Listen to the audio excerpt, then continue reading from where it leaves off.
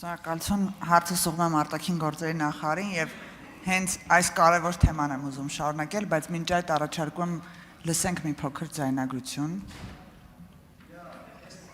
Այսպես ասենք, խաղաղության պայմանագիրը, որը իրավական ուժ ընդհանրապես չունի, մենք խոսում ենք երաշխավորված խաղաղության մասին։ Երաշխավորված նշանակում է միջազգային երաշխիքներ եւ երաշխավորող պետություններ։ Անմիջապես դա խաղաղությունը պետք է լինի երաշխավորած։ 3, 4, 5 հզոր ազդեցիկ պետությունների հետ որպես դաշնակից հաստատում կստորագրենք եւ ճանճը չի դզա այդ տարածքով, որ խաղաղությունը կարելի է հասնել ոչ միայն պայմանավորվածություններով, պետք է հավելյալ լինի նաեւ երաշխավոր, իսկ երաշխավորներ լինեն մեկից ավելի, որպեսզի Ակնհայտ է դառնում, որ այս վերջին շրջանում երաշխավորի թեզը տենց մատի փաթաթան են սարքել եւ անընդհատ կրկնում են։ Պարոն Միրզոյան, գիտեմ, որ անդրադարձել եք նաեւ այս հարցին հանձնաժողովի նիստում, բայց անկեղծ պետք է լինեմ ու հիշենք մի շրջան, երբ մեր Հայաստանի Հանրապետության ԱԳՆ-ն ինքն էր կարևորում հենց երաշխավորի թեման բանակցային փուլում։ Ես կխնդրեմ ձեր մեկնաբանությունը այս հարցով։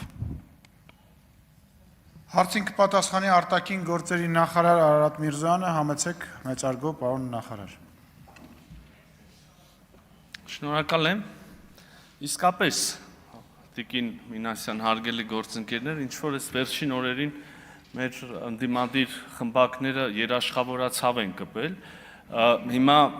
որ մի քիչ փորձենք հիշենք, շատ վաղ անցյալի մասին չեմ խոսում, դրանից երևի 2 շաբաթ առաջ եւ այդպես մի 2, 3, 4 տարի շարունակ ընդհանրապես խաղաղությունը չէին ընդունում, չէ։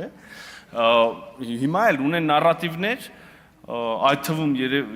եւ Ղարաբաղ հետ բերելու եւ այլնի մասին, որոնք ուղղակի հակասում են խաղաղությանը, բայց հիմա նոր բան են սկսել ասել, դե նրբերանգ ա մտել, այս վերջին օրերին նոր բան են մտածել, խաղաղություն, բայց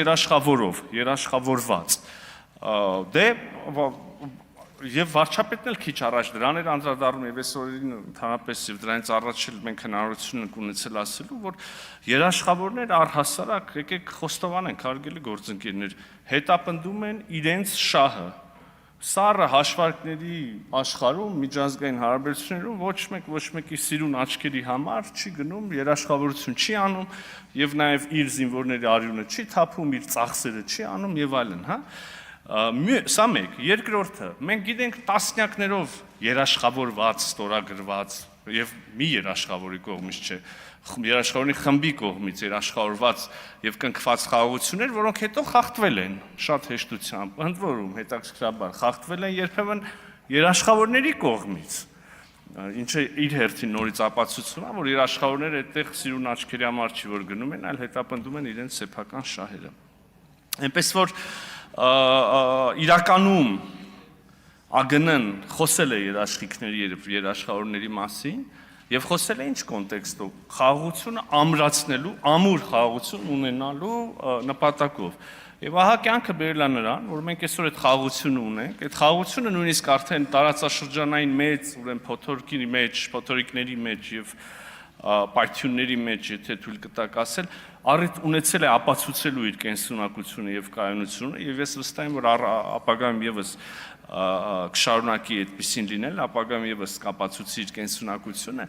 բայց այդ խաղաղության ամրությունը պայմանավորված է ինչով, եկեք հարց տանք, եթե չկան երաշխավորներ։ Պայմանավորված է հետեւյալով, իմ խորին համոզմամբ խաղաղություն ոչ միայն Հայաստանի եւ Ադրբեջանի միջեւ, պայմանական աշխարհի ցանկացած երկու երկրների միջեւ խաղաղությունը կարա լինի այնքան ժամանակ, քանի դեռ խաղաղությունը շահավետ է երկու կողմերին էլ, երկու պետությունների համար էլ։ Հետևաբար մեր նպատակն է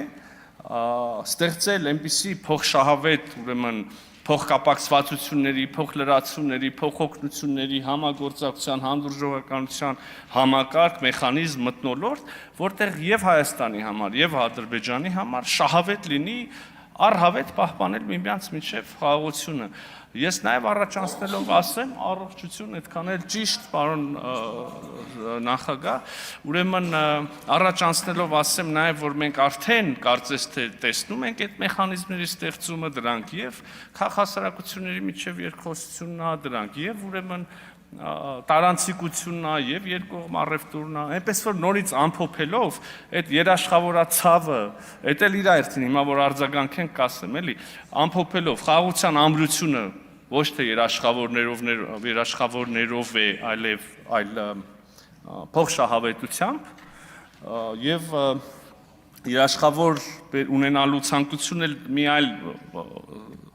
ուրեմն մղման, մի այլ ցանկության դրսևորումը, որի մասին արդեն չչարաշահեմ ձեր ամփոփությունը արձագանքից հետո կասեմ։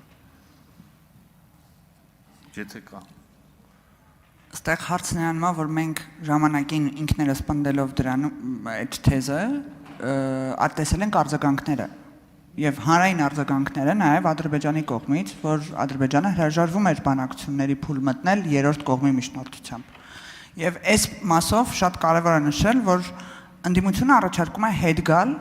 մեկ քայլ հետ գնալ, երկու քայլ հետ գնալ, ելի նույն վիճակին, երբ կոնֆլիկտը սառած չէր, կոնֆլիկտը արկա էր եւ մենք բոլորս անդադ փորձում էինք լուծումներ գտնել, իսկ խաղաղության պայմանագրի, նախաստորագրված պայմանագրի եւ խաղաղության թեմայով ընդհանրապես իրենց հեգնանքը եւ թերահավատությունը կանում է նրանում, որ նրանք այլընտրանքային առաջարկ չեն ներկայացնում։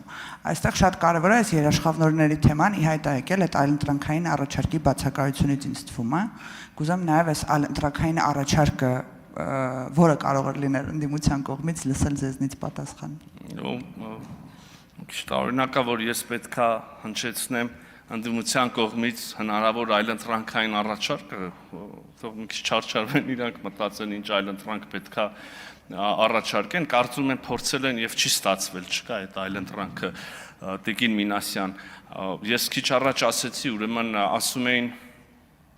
խաղաղություն պետք չի, այս խաղաղությունը պետք չի, մենք պետք է այս հետ բերենք, այս անենք, հետո տեսան այս ուրեմն մոտեցման սնանկությունը եւ հիմա ասում են հա խաղաղություն, բայց արժանապատիվ, հա խաղաղություն, բայց երաշխավորով, հայ ես նենց կուզեի, ախր դե չեն գալի, ինչ անեմ, ես էլ շատ առիթ չեմ ունենում իրենց այդ բանավիճելու։ Մի հատ ասենք, լավ, համաձայն ենք, տենց, մի հատ կարակ բացեք ձեր պատկերացրած խաղաղությունը կետերով, ո՞նց է ալնում։ Վստահ եմ, չեն կարա երկու կետ էլ ասեն, մի կետ է չեն կարա ասեն։ Ասելու են նույն խաղաղությունը, ինչ որ մենք նկատում ենք, որ ասում են բան, Ղարաբաղցիների վերադարձ, որ ասում ես, խնդիր չկա,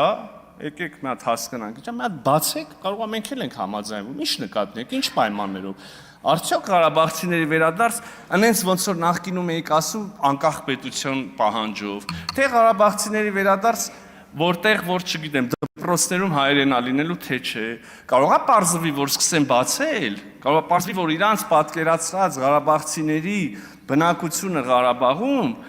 նշաձողը տասնապատիկ ավելի ցածր է, քան այն, որ մենք էինք ասում, որ մի քիչ նշաձողը իջացնենք, կարող է հնարավոր է լուծումներ գտնել։ Կարող է պարզվի, որ իրանք ոչ միայն մինչև մեզ 30 տարի շարունակել, այլ այսօր էլ են շարունակում խաբել ու մոլորացնել մարդկանց։ Վերադառնալով ուղղակի կարճ ամփոփեմ